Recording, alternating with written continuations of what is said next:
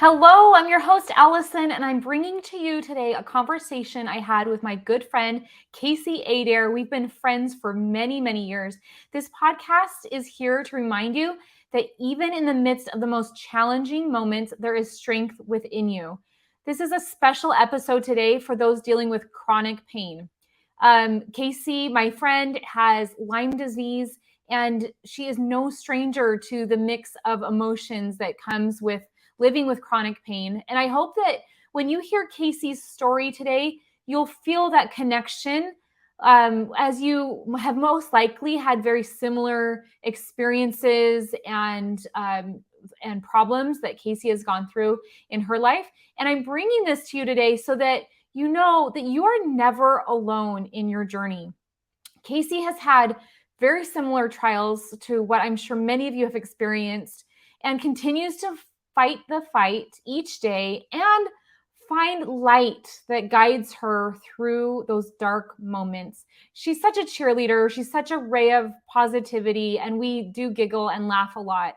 We'll discuss not only the challenges that she and her family have faced, but the strategies and mindsets and the source of inspiration that have propelled her forward and motivated her to never give up. So thank you for joining me today in episodes number 17, Embrace the Fight, Finding Strength and Serenity with Lyme Disease, with my good friend, Kaci Adair. Oh, I love you, Kaci. Thank you so much for doing this today, by the way. You're welcome.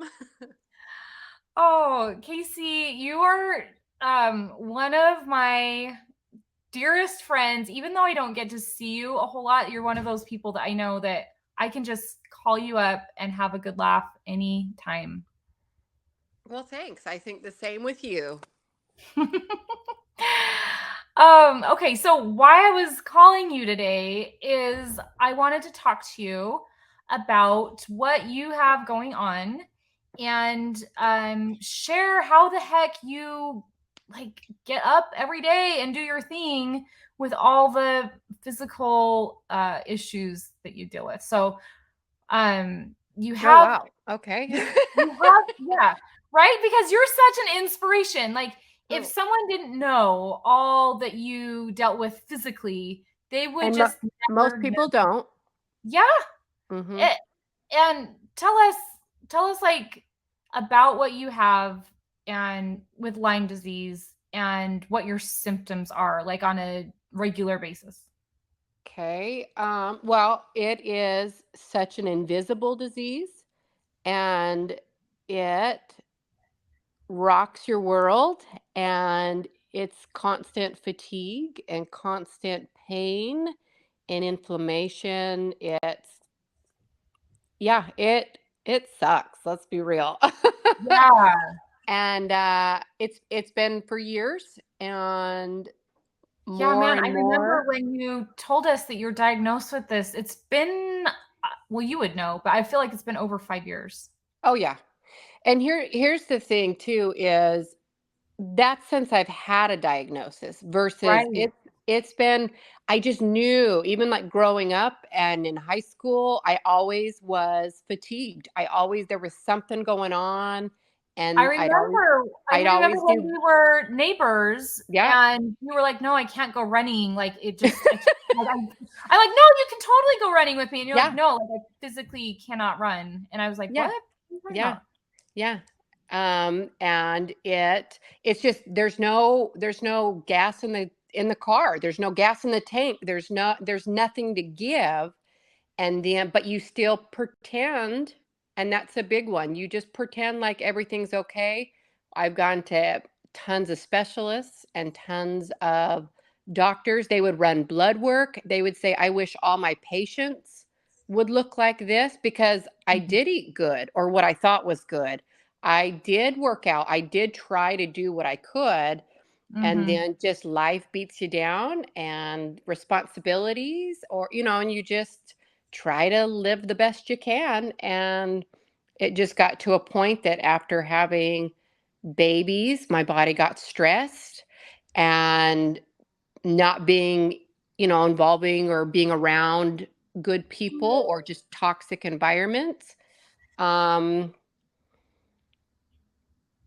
it's just a lot. And I think it was what broke the camel's back is when my daughter got diagnosed with type 1 diabetes, Yeah. which is a huge stressor. And just being when you're a caretaker, you give all you can and you got nothing left for you. And so yeah, so that's kind You of think it where it like broke the flared up camel's back. during, Go yeah. ahead. So you think you had it, but like flared up during that time, or? Yes, and that's what they with Lyme disease, they you can't really pinpoint when you had it. They've seen markers. They've said I've had it for a long time, but it comes out and goes dormant and comes back out and goes dormant. So whenever it Mhm. goes away, it goes into remission, is what they call it. And when you're stressed out, when you're in environments or toxins or parasites that you might have or mold, and you have to find out what triggers your body. But just intaking certain things and it just builds up and builds up. And everybody's genetics are different.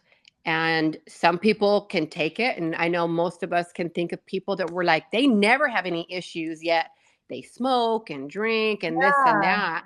And then there's right. other ones that have issues. And it's like, why? Hmm. And I believe it was time after time, like where it was just, okay, it just built up and built up. And my body was like, and you're done. Wow. And I couldn't even get out of bed.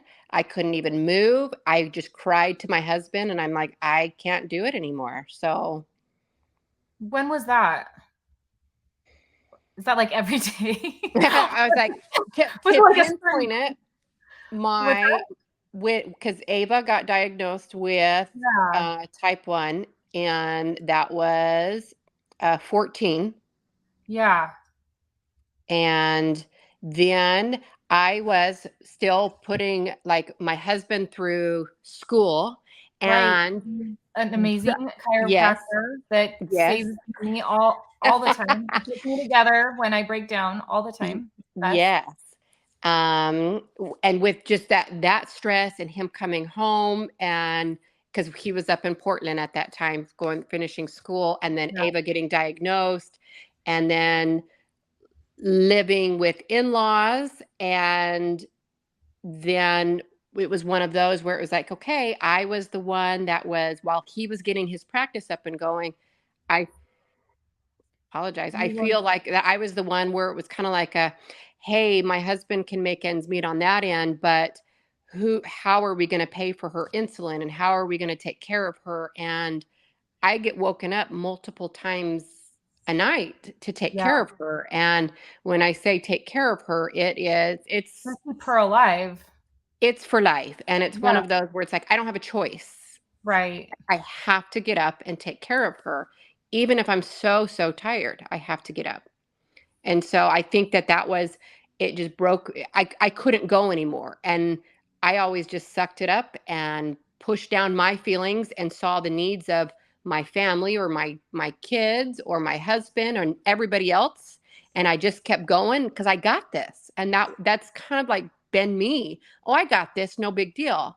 I Yeah. think a lot of us put that face on that, oh, I got this. And you could go home and be crying inside. You Yeah. just, you Oh, pretend, I got this. I got this. yeah. And we don't even like connect with ourselves Yes. in that way. Like we Right? forget we're like so busy taking care of the people that we love that we're not taking care of number one person that we need to love, Yeah. which is ourselves. Yeah, definitely. Yeah. So your body just started breaking down at this point.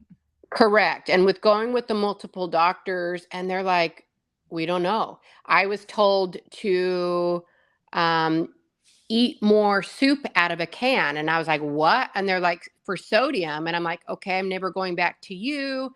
I had a doctor recommend and tell me I should move out of the country. And I was like, oh, that's not going to, you know what I mean? Like it was just these Yeah. crazy things because they can't pinpoint what was going on.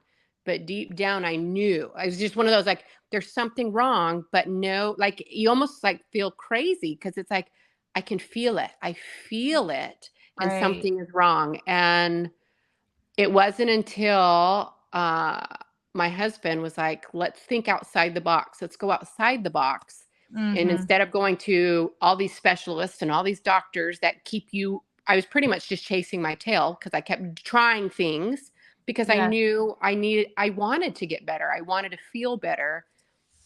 And I was up for anything. Like, you tell me, I'll try it. And it wasn't until I went to a naturopath doctor, and she was like, "This sounds like Lyme disease." And Wow. and I tested positive, and that was it. Ding, ding, ding.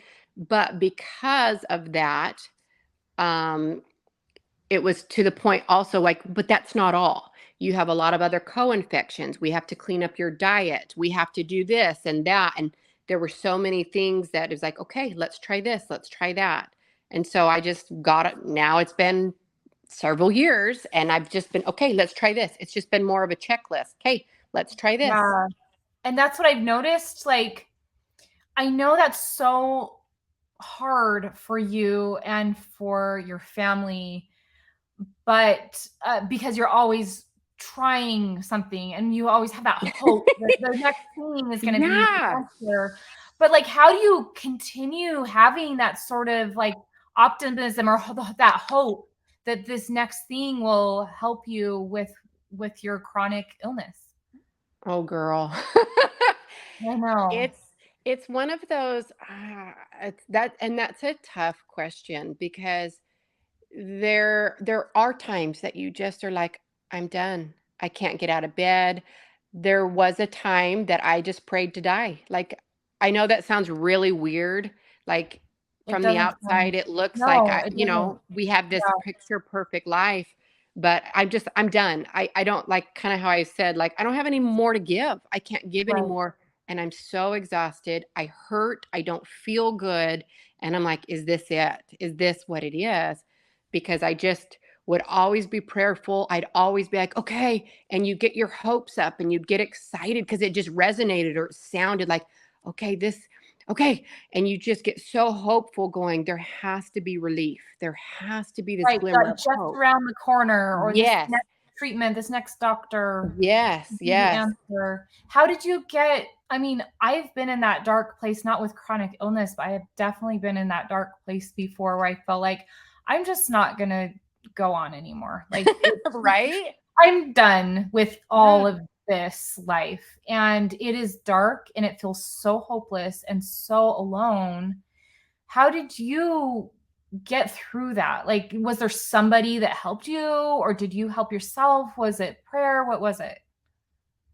Yeah. That's, hmm. I'd like to say it was your amazing friend Allison that like It, called you you up and know, said, "Hey, let's go out." it was, It you know it. wasn't. Where was I during this time? You are the funniest. Um, like, yes, it does. Friends are very important, Yeah, or family members, people that you can rely on, people that you can be real on, like real with and authentic. right. Because when you are sick and you have an illness or depression or anxiety, it is so isolating. It Mhm. really is, because you're like, I don't want to, like, I You don't have don't the want to energy. do, yeah, you don't have the energy and you don't want to do it. Like, you're Yeah. stuck in like, Yes. I don't even know who to talk to or who could help Yeah. me. I don't really feel like getting help, so I'm just going to stay Yeah. here and be stuck and not get help and not get out of this rut. Yeah. Yeah. And it's one of those when you find authentic people and they're like, "Hey, how are you?" And it's not like, "Oh, I'm," and my famous quote that everybody can say is like, I always say, "I'm living the dream." Living the dream. I was going to say, that's what Living you're the always saying, dream. living the dream. I'm like, are you being sarcastic right now? Yeah. What's Uh-huh. going And my husband's always like, "You mean the nightmare?" He's like, "Aren't we done on? with this?" Like, but it's one of those where I've just tried to, you try to be positive and try to say it so that you believe it, I guess. And I hope that my self-conscious or subconscious will pick it up so that it's like, okay, I I think trying to find things that made me laugh really helped. Hmm. Um, Even like giggly, dumb movies that you just laugh out loud. That's one of my releases. I do it. I laugh a lot when I get nervous or what, but it's just good to laugh. And I mean like the good belly gut Really laugh. laughs. And so Mm-hmm. whether if it's a friend and you guys just get that slap happy giggle, or I always went to movies because I isolated myself a lot because I don't feel good. I don't want to Yeah. host somebody, so I'll throw on something and it just makes me giggle and laugh. Yeah, I think that releases like a lot of happy Yeah. hormones into our body, and Yeah. we feel good when we laugh. Yeah. Definitely. And also to cry. I cry almost every day Do because you? I do. Like it. I know it's like I'm tearing up as we speak because life, like nobody tells you life is hard. Nobody tells you, like, like you have a plan or have an idea, but when things don't go your way, and I don't mean like there's just things that you aren't in control of. And for example, like with me, and it's like all I want to do is be a good wife and be a good daughter and be a good mom and just be a good person. And Yeah. if you don't feel good, it is so hard, and you can only trudge along for so long. And to be able to, my kids know, like when I'm like, I'm going to go take a shower, I'm going to go in the shower and I just like ugly cry. And that's my release. And I Oh, even have like my teenage daughter, and she's like, I'm just going to go get in the shower. And we just look at each other because it's like, okay, because that's how you release. And then you just feel so much better after you yeah. ugly cry So and like crying and laughing both just gives let you it like out. that release that you're Yeah. looking for. Yeah. Like you feel like it just all bottles up, and then you just gotta like press that pressure valve a little bit and let Yeah. some of that Something. release. Yeah. Yeah. So just like on those hard days, well, you said there was like a specific time that you can remember that was really, really dark. But then you still have like daily, those Yeah. dark Oh days. yeah. Yeah, because if you wake up and you don't feel good, you're just like, oh my gosh. And then you think of all the things that you have to get done and it gets like overwhelming and stuff. Um, I've gotten to the point where now I know I can't commit to things, or I can't, I just throw it off my list. And I've simplified things. I really focus on my job is to take care of my husband and my kids and my home. Do you know, like it is Mhm, very basic. It's very simple. I am home, but right now, that's all I got in me. And sometimes I can't even get like dinner mhm. on the table. And that's one of my things. Have you ever heard the spoon analogy? No, tell me. Okay. So everybody every day has 10 spoons, right? Okay. And whatever you give a spoon to, like that's your time or that's your effort. So, oh, my job or my kids, and you hand out your spoons. And at the end of the day, you're done with your spoons. So you always have to make sure you have spoons. But if you are dealing with like a mental illness or depression, or are sick, you're only given 3 spoons. And so Mm, it's like, well, I only have 3 spoons. And so that goes to my husband and my kids and myself. And if I mhm. get, and at the end of the day, if I can give more than that, then that's great. But it's just one of those where I just focus on whom I'm giving my time to. And you just have to Yeah. evaluate, like, do they appreciate it? Because I had a lot of toxic friends or family members that I was given and given and given, and guess what? They did. You know what I mean? Like it didn't matter. Yeah. But I was killing myself to live up to, you know what I mean? Like, or like fulfill this or do this. Well, I And think it's easy to look at other people and say, oh, they're doing so much, but they're given more spoons at the beginning of the day than you are. And correct. so, like, they can do more because they have the physical capacity to Yeah. do more. And so, Yeah. I think that's probably really key to your mental health is to just say, like, I'm okay with my 3 spoons and Yeah. giving them out to my highest priorities. I'm glad that you give one to yourself, for heaven's sakes. That's like the best That's one. what, hey, you taught You're me that, first in Allison. line. You need to So be first in line on that one. yeah, So yeah, that's very important. But you taught me that. So But Yeah. and when you look at that, it does get hard because I'm only given 3 spoons versus I have plenty of girlfriends and, well, not boyfriends, but guys or just family members or what, they're living their best life and you know what I mean? And they're successful and happy and going on all these trips. And I only got 3 spoons. And so there is a lot of anger or Mhm. grief that I deal with because I have put in so much effort. And then it comes back to how you were saying, like, you have to be okay with that. And some days I'm not. I'll like, to be honest, there are days where I'm just like, this is not okay. This is not fair. And not that I'm looking for fairness, I'm looking to be okay. And so it's one of those, like, at the end of the day, if I can be like, you know what, I did my best and that was my best, and that's all I can do. I have to be okay with that. And I've just Mhm. gotten to that point where I'm like, I did my best. I couldn't get out of bed, but I threw some chicken in the crock pot. You know what I mean? Like, there you go. I Yeah. apologize because, do you know what like, it's one of those, like, I'm sorry, but that's all I got. And that's Yeah. okay. Yeah, and I don't think you even need to apologize for it. It's like this is what it is, and there's Yeah. no apology needed, really. Yeah. And that's something where it's hard to swallow. This is what it is. Mhm. I think like just seeing you going through this, you're just such you the way you talk about yourself is like I'm so weak and not able to do. I look at you as being this pillar of strength. I really Oh, do. wow. And it's like you Well, thanks. absolutely. You're like one of the strongest people I know, and not physically, of course, but like No, not at all. Not mentally, physically, no. emotionally.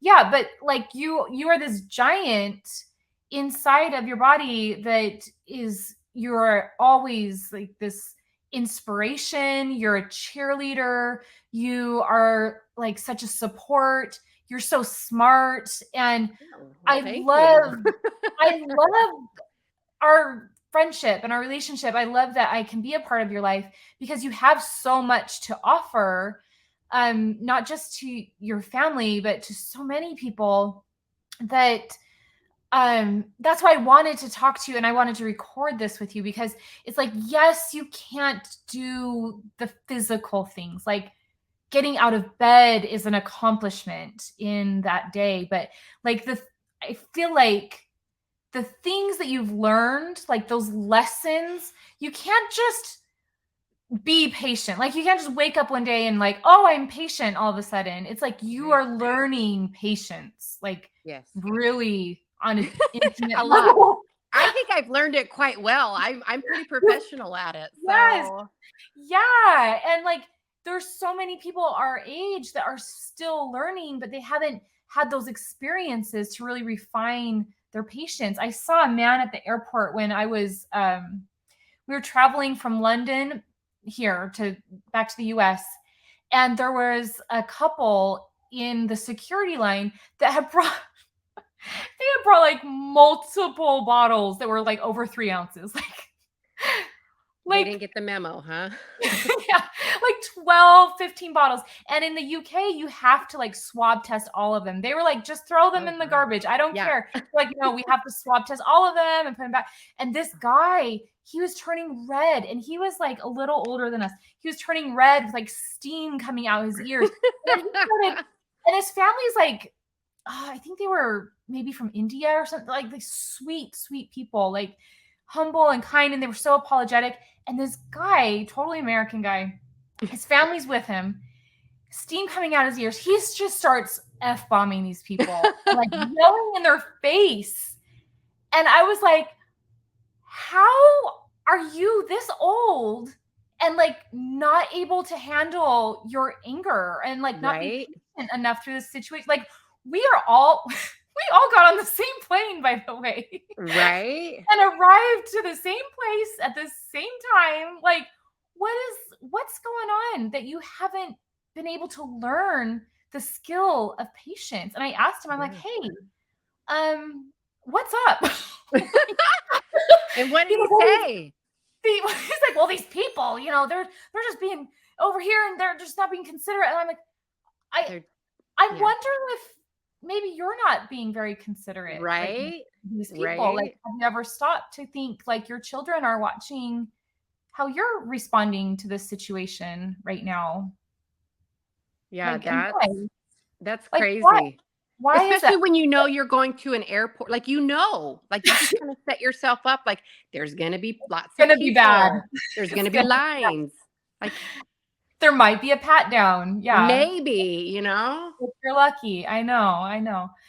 So I just look at you and like getting back to all of those pillars of strength that you have, faith being one of them, hope.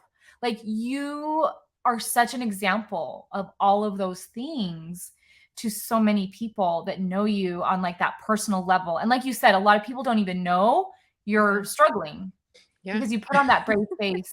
But where I feel like where you lack in like the physical capabilities because it just knocks you on your butt so many times, you have learned these amazing emotionally spiritually resilient skills that other people are still struggling to learn.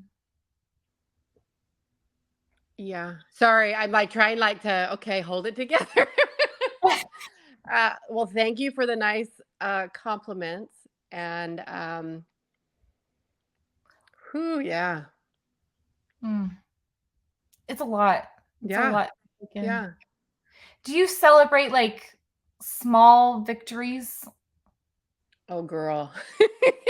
I'm always trying to celebrate small victories, and I always have my husband just laugh and giggle at me because I'm always like, I don't care. I don't care because even, the smallest thing, like, and I always make little games or jokes or something because I'm playing a game by myself, or you know what I mean? Like, because you have to have those small victories just What's like a because small victory that comes to your mind? Like something, even if it's silly. I like as I'm giggling and laughing, it was like just recently we had the garbage guy come and we forgot. And it was one of those where I'm like, I bet you I can beat him. Like, and it's the funniest thing. And I know we all do it, but to me, I was like, oh, I got this. And if you can imagine me, I'm like, like not even like dressed for the day or whatever. I'm like hopping And out of those black bed. sweatpants that you have. Oh, those awesome, like it. And it's just one of those things where I'm like, oh, I got this. And I just trudge out there and I look beautiful and amazing. And I'm like, yeah, take that garbage, man. And it's so little and minuscule. But like I walked back and I'm like, yeah. And then I'm like, oh man, I'm really tired. But it was to that point where I was like, I got this. Like, watch this. But you look like you just play games so that there is those benchmarks or there are, you know what I mean? Like there's things that you're like, yes, good job, or oh, I got this, because there's so many things that say you don't got this, and like Yeah. there's so many things to be able to Yeah, look it's like negative on things. that like that mindset that you were saying Yes. earlier, where Yep. it's like, yeah, I could sit here and be like, my life sucks, I'm awful, I hate myself, I hate my life. Like, where's that gonna go? Like, that's just gonna dig deep. Like, you're already in so much physical pain. You don't need to like compound that Yeah. with your like negative thoughts and negativity. Yeah. And that's why I wanted you on here, because whenever I talk to you, you're like this beacon of positivity, and you're such a natural optimist and cheerleader. But what you're saying is like that has been practice. Like you've practiced and you refine that skill of being more positive and more hopeful and more optimistic. Is that right? Yes, a lot of it. I think some of it is kind of just natural. I've always just tried to look on the bright side. I come from like a traumatic childhood kind of a situation, so I've kind of learned or try to teach myself how to. But with looking at skills and books and wonderful life coaches such as yourself, like, do you know what I mean? To take it to try to, I don't know if it's like retraining my brain or my Yes. thoughts, but it's guess what? Life sucks a lot of the time. And it's like, hey, you got to find, like what you had said, like those little wins, or be looking for those positive things because if you're looking for those negative things, which you do, because if you You'll don't feel find them. good, Yeah. it's just that spiral effect. And so if you can Mhm. try to play those games with yourself, or try to be positive about things, or just look for a couple things every day, like what they talk about, like with the gratitude journal. If you're looking for it, you're going to find it. Or guess what? You make it up yourself, or, like, Yeah. you, Oh, I you, have a you're, saying that the eye sees what the brain looks for. yeah. And so if your brain is always looking for the negativity, oh, you'll find it. You'll find Oh, it you'll find it. everywhere in the Yep. news, at home, with your body. I mean, you have this like disease that puts you in bed, and then other people like me who are mostly healthy still find things to complain about with our bodies. And how stupid is that when I'm like, what is like, why do I go there? Like, why do I put that negativity on myself when I'm so blessed? And then, so if your eye starts looking, or your brain starts looking for the positivity, then your eye finds that. And you're like, oh my gosh, look how amazing this is, or this person is, or the world is around me. You Yeah. really start change. Like, the world doesn't have to change and your body doesn't have to change, but like, you change. And so then Right. your reaction to the world changes. Yeah. Just like how you did with that guy in the airport. It's one of those, like, oh, you're just being patient with them and being like, hey, dude, what's up? Like, you need to be more patient with others. And you just, Well, yeah, and I think like all of the other people. So he's like, oh, it's this guy, this family that is causing the problem. Like, I'm angry because this family is causing this big problem, this big holdup. It's like, actually, if you think about it, we're all being held up by this right. family, and Right. we're not cussing them out or like spewing out, negative whatever comments to this family. Like, there's probably 20 of us that are just standing here. Yeah. Right. And so it's like, what is it actually that's making you angry? Yeah. And totally be angry, like, and that's fine too. But then, like, I'm sure you've been angry before too, with what you've dealt with. But it's like, what do you do when you're angry?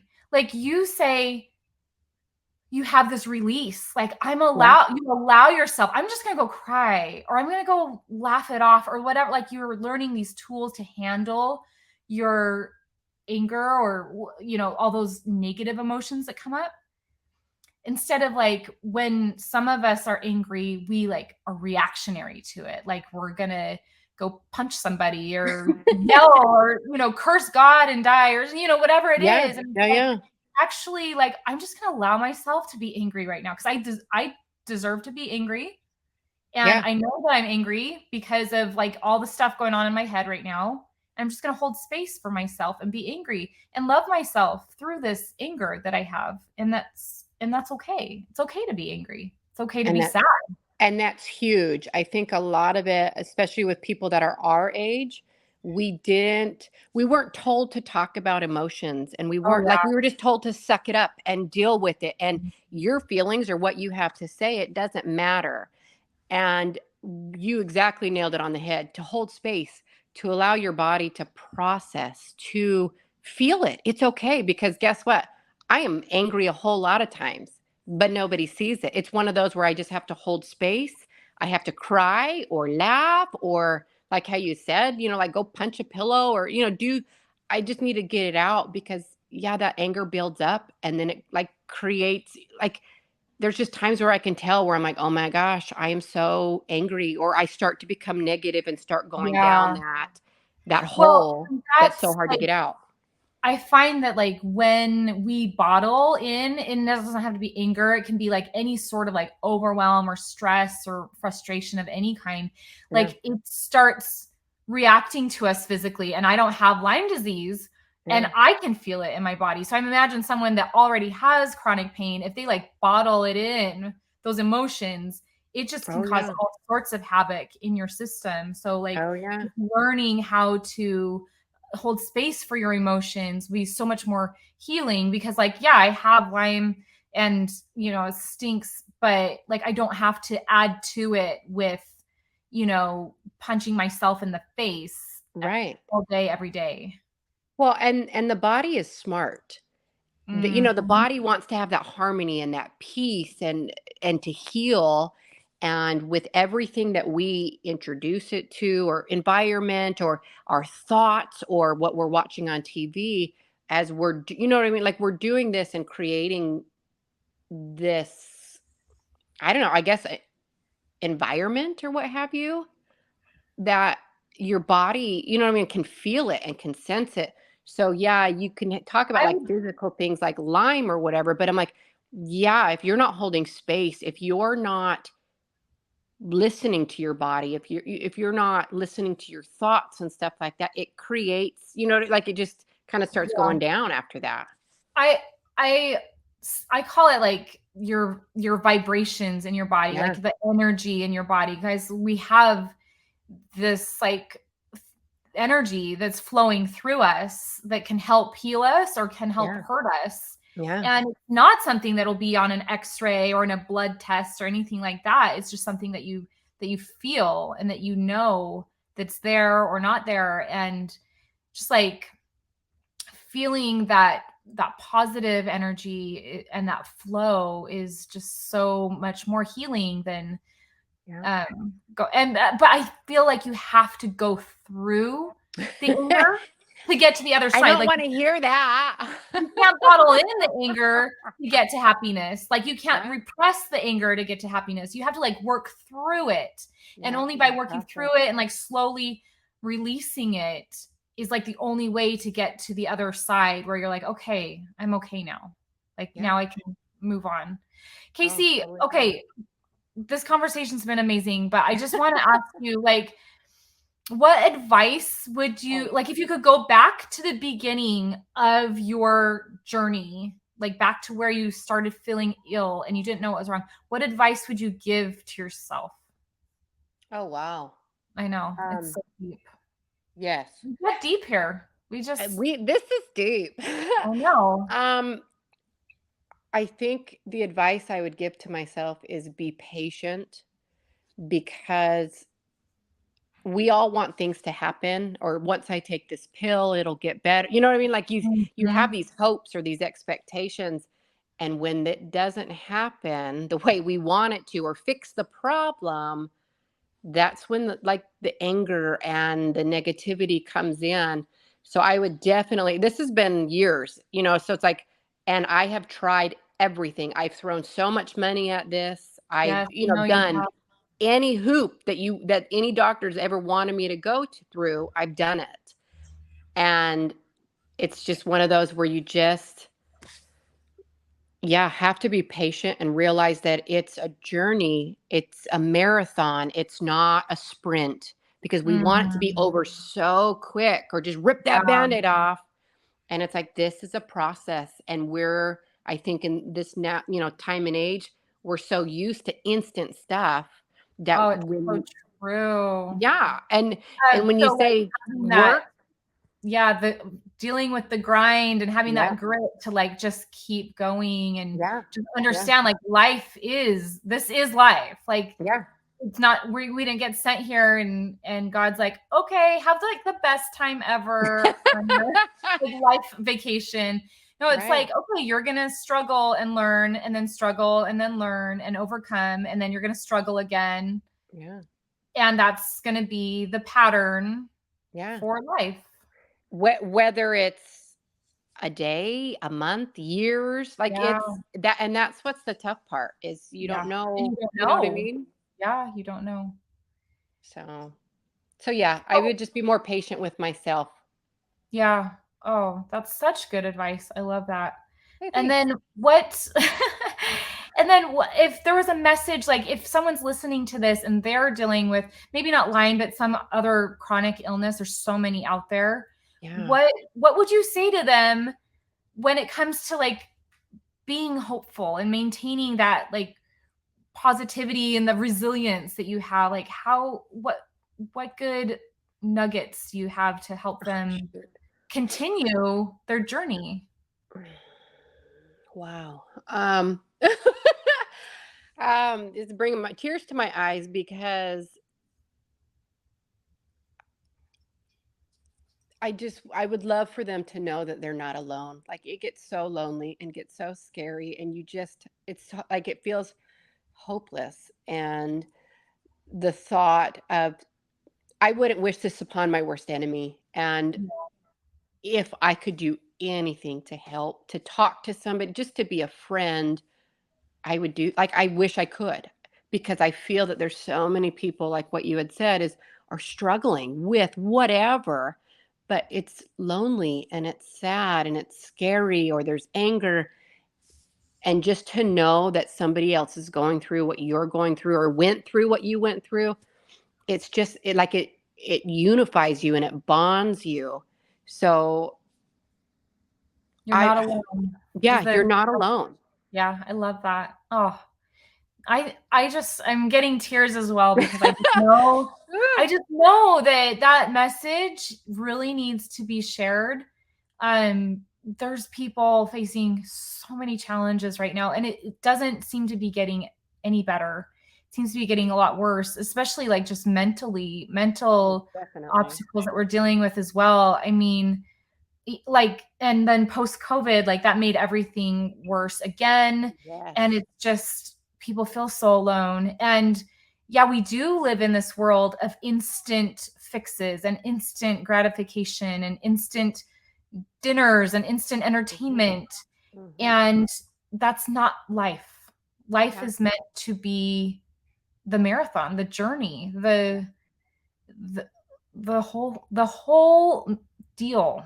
The whole reason we're here is to have that experience and not have the quick fix. So I appreciate you saying that today. Kaci, what is your why? What is your why? Like what gets you to get up in the morning? Like even when you're feeling terrible, what do you go to? Like, I need to keep going because why?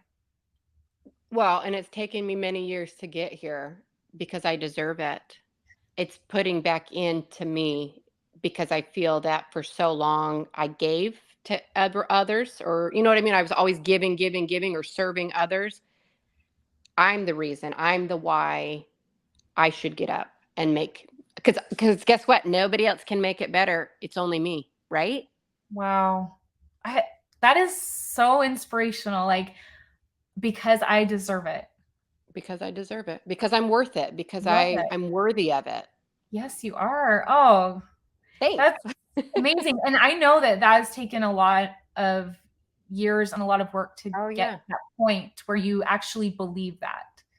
Yes, there are days that I struggle with it. Yeah, but I am the reason why I get up and get going. So, I love you so much, Kaci. I love you too. Thank you for having this amazing conversation with me today. Well, I hope it was good. Oh my gosh, you're so amazing, and you're such an inspiration to so many people, myself included. And I know this is going to help so many people that listen to this message that are dealing with chronic illness, and just to know that they're not alone, and to know that it's part of life's journey, and that there's so much sweetness that can be found in amongst all the difficulty. So thank you so much for sharing today. You are so welcome. Thank you for the opportunity, hon. Okay, we'll see you soon. All right, bye-bye.